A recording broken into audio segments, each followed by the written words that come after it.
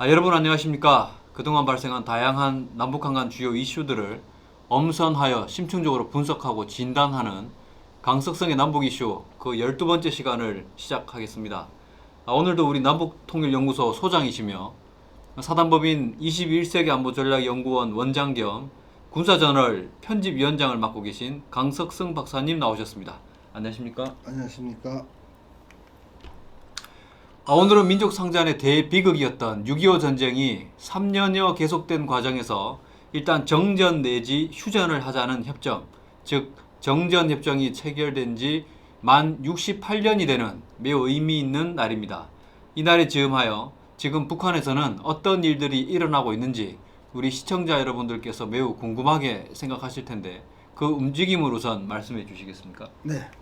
동족 상잔의 대비극이었던 6.25 전쟁과 관련해서 북한은 이제까지 이 사실과 전혀 다른 네. 말하자면은 억지 춘향적인 주장과 논리를 계속해 오고 있습니다. 네. 즉 이 전쟁은 관련국들에서 비밀이 해제된 각종 문서와 또 증인들의 증언에 네. 의해서 명명백백하게 밝혀지지 않았습니까? 네네네. 즉 북한의 김일성과 소련의 스탈린, 네. 또 중국의 모택동이 합작해서 치밀한 사전 계획하에 저지른 남침 전쟁이었습니다. 네네.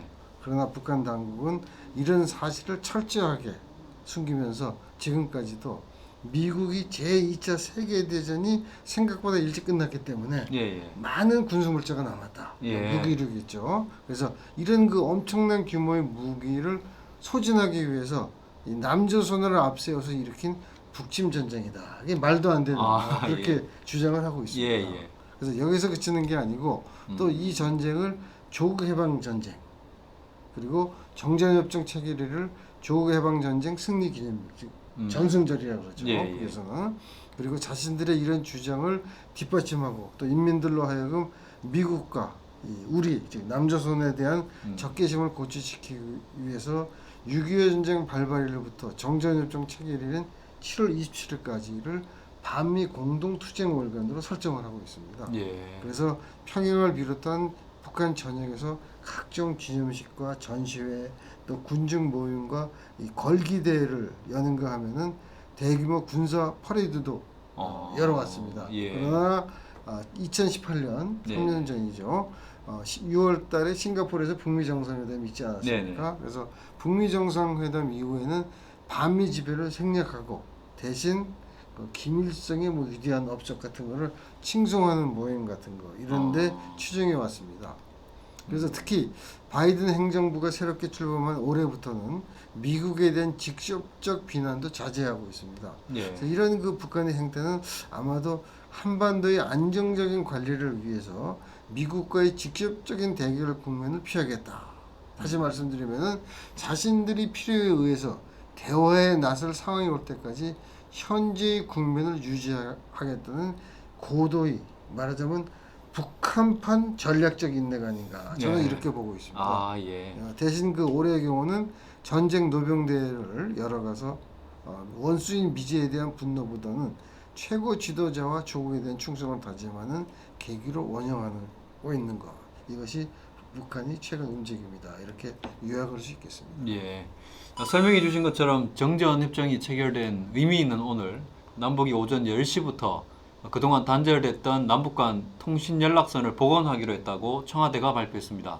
지난해 6월 9일 북한이 대북전단 살포를 문제 삼으며 통신 연락선을 일방적으로 끊은 지 413일 만입니다.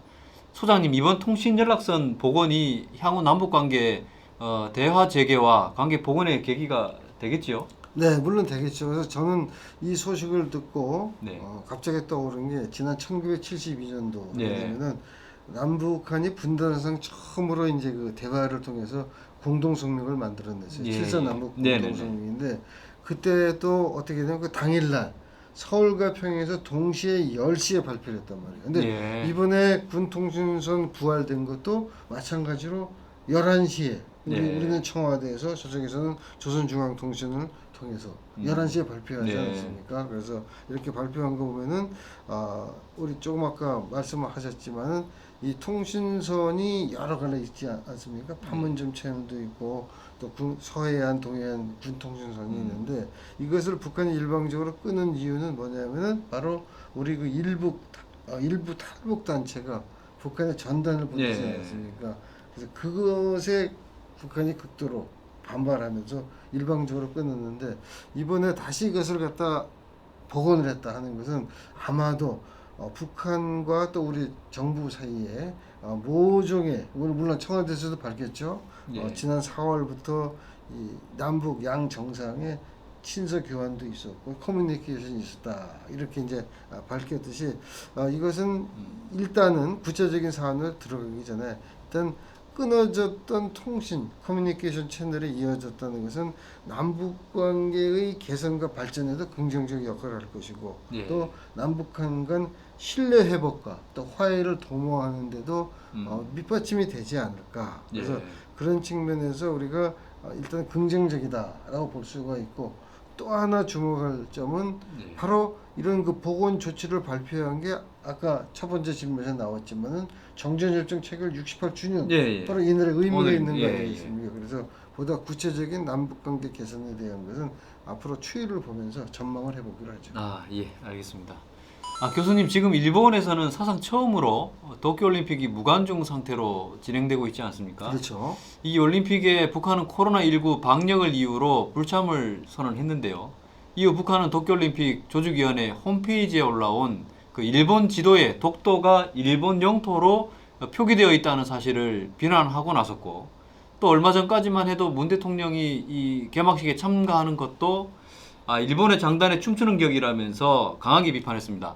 물론 문 대통령께서는 이 올림픽에 참가하지는 않았지만 이런 북한 행태를 어떻게 분석해야 할까요? 네, 뭐 여러 가지 각도에서 분석할 수 있을 것인데 일단은 지적하신 바와 같이 북한의 유일한 관영 통신이 KCNA라 그래서 조선중앙통신이라는 게 있습니다. 예. 그래서 이 맨 처음에 조선중앙통신을 통해서 일본이 도쿄올림픽 조직위원회 그 홈페이지에서 독도를 자국의 영토로 표시하지 않았습니까? 이것을 걸고 들면서 뭐라냐면 친선과 단결을 상징하는 신성한 올림픽 경기대회를 예. 영토 강탈 야마 예. 실현에 악용해 보려는 것이다 라고 일단 일방적으로 규정을 했고 네. 그리고 나서는 이런 일본의 조치는 인류의 평화 염원에 대한 우롱이자 우리 민족의 자주권을 유린하는 결코 용납하지 못할 도발이다 이렇게 비난했습니다. 네네. 그러면서 일본이 역사적이고 국제적 법적 근거가 없는 독도 영유권을 주장하면 할수록 우리는 천년숙적인 일본과 반드시 결산하고야 말 것이다 이렇게 으름장을 놓기도 했습니다. 예.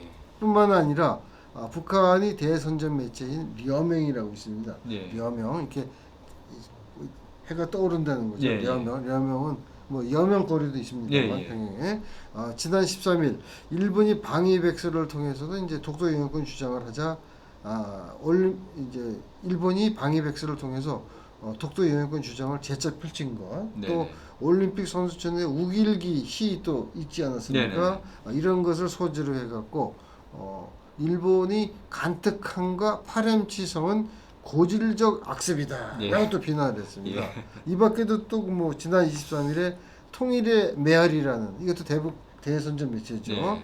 여기서도 일본이 독도 영유권 주장에 대해서는 이 군국주의적 영토 야망의 발현으로 절대로 용납할 수 없는 침략행위다라고 강하게 비난했습니다. 네. 그래서 북한의 이런 행태는 우리와 달리 우리는 1965년에 일단 네. 조약을 맺어서 과거 청산이 되지 않았습니까? 네. 근데 북한은 일본으로부터 아직까지 과거 청산이나 이 배상을 받지 못하고 있는 자신의 입장을 감안해서 이렇게 강하게 비난하고 또 으름장을 놓음으로 인해서 앞으로 있게 될 협상 과정에서 유리한 고지를 차지하기 위한 사전포석으로 볼 수가 있겠고 네. 또 하나는 우리 민족끼리의 기치를 앞세우면서 남북한 간 동질성을 고양시켜서 국제사회는 물론이고 우리 사회 내에서도 자신들의 이미지를 이렇게 개선시키려는 고도의 치밀한 어떤 의도가 있는 것이 아닌가 이렇게 볼 수 있겠습니다. 예, 그렇군요. 최근 북한에서는 그 쌀과 옥수수를 비롯한 곡물 가격이 급등하는 가운데 많은 수의 인민들이 식량난에 직면하고 있다는 소식이 들려오고 있습니다. 어쩌면 제2의 고난의 행군이 벌써 시작된 것 아닌가 하는 이 내외의 평가도 나오고 있는데 그 실상이 어떠한지 말씀해 주시겠습니까? 네, 이 북한의 식량사정 실상은 우리가 직접 가서 볼 수 없기 때문에 네. 정확하게 말씀드리기는 곤란하고 어렵고 네. 다만 이제 그 국제적으로 네. 권위 있는 기관이나 단체에서 나오는 게 있는데 그 대표적인 게 바로 FAO, 네. 유엔 식량농업기구입니다. 네. 그래서 식량농업기구에서 발간한 2020년도, 2021년도 북한이 식량 공급 수요 전망이라는 보고서가 얼마 전에 나왔습니다. 여기서 보게 되면 이제 우리가 양곡연도라 그러는데 네. 양곡연도는 1월 1일부터 12월 31일까지가 아니라 양곡연도라는 것은 11월 1일부터 시작해서 이듬해 10월 말까지를 이제 네. 양곡연도라 그럽니다. 네. 그래서 이 양곡연도를 기준으로 해서 최근 5년 평균치와 비교할 경우 북한의 작년도, 그러니까 2020년, 2021 양곡연도는 5.1%가 감소하다. 또 이 감소한 그 중에서 특히 쌀 생산량이 211만 3천 톤, 이건 조국 기준입니다. 네. 로 최근 5년 평균치인 235만 1,400톤에 비해서 10%가 줄어든 것으로 이렇게 발표를 하고 있습니다. 네. 이런 수치를 근거로 해서 이 보고서에서는 수입이나 원조가 앞으로 원활하게 되지 않을 경우 북한 주민들은 오는 8월 예. 얼마 안 남았죠. 예. 또는 10월 혹독하게 어려운 시기를 겪을 수밖에 없을 것이다 라고 진단하고 있습니다. 아, 예. 이런 북한의 식량난은 뭐 어제 오늘의 일이 아닐 정도로 아주 고질적이고 만성적인 겁니다. 예. 그래서 제가 기억하기는 지금으로부터 한 60년 전이죠. 정확히 얘기하면 1962년에 김일성이 최고인민회의 석상에서 예. 얘기를 했습니다. 이제 우리 인민들이 2년만 더 참아서 예. 우리 당의 결심과 지시에 따라서 잘 해준다면은 예. 비단 옷에 기와집, 네. 또 네 밥에 고깃국 예. 보장하겠다라고 했습니다. 예. 근데 안 됐죠. 예. 예. 또 그의 아들인 김정일도 마찬가지로 예. 이제 인민들이 칼국수라도 배불리 먹게 해주겠다 했는데 역시 안 됐고 예. 또 김정은도 마찬가지로 이제 두 반드시 우리 인민들이 허리띠를 졸라매지 않겠다라고 예. 하지 않습니까? 예. 근데 역시 실현이 안 된 거잖아요. 예. 그래서 이것은 결국은 대를 이어서 할아버지, 아버지 김정은에 이르기까지 인민들에게 공허한 다짐만을 한 것이다라고 볼 수가 있겠습니다. 그래서 이렇게 3대에 걸쳐서 김일성, 김정일, 김정은이 호언장담을 했음에도 불구하고 식량난이 개선되기는커녕 점점 미궁으로 빠져드는 것 같은 양상을 나타내고 있는 이유 도대체 무엇인가? 제가 볼 때는 바로 가장 중요한 게 1970년대 중반부터 이 김일성이가 창시했던 주체농법을 이 억지로 이렇게 접합을 시켰기 때문에 그런 것이 아닌가. 예. 그래서 이것은 무슨 얘기냐면 주체농법에 따라서 김일성이가 제시를 했는데 토지를 넓히기 위해서 산 비탈이 있는 것을 다 떼기밭 같은 거를 다락밭을 만들고 또 화학 비료를 또 줘서 생산량을 늘려야 된다 했는데 다락밭과 떼기밭을 만들으니까 홍수가 지거나 큰 물이 오게 되면은 그게 다 휩쓸어 가지 않겠습니까? 그다음에 화학 비료가 제대로 공급이 안 되니까 생산량이 떨어질 수밖에 없죠. 그래서 가장 큰 거는 이 주체 농법이라는 북한식 농정의 실패.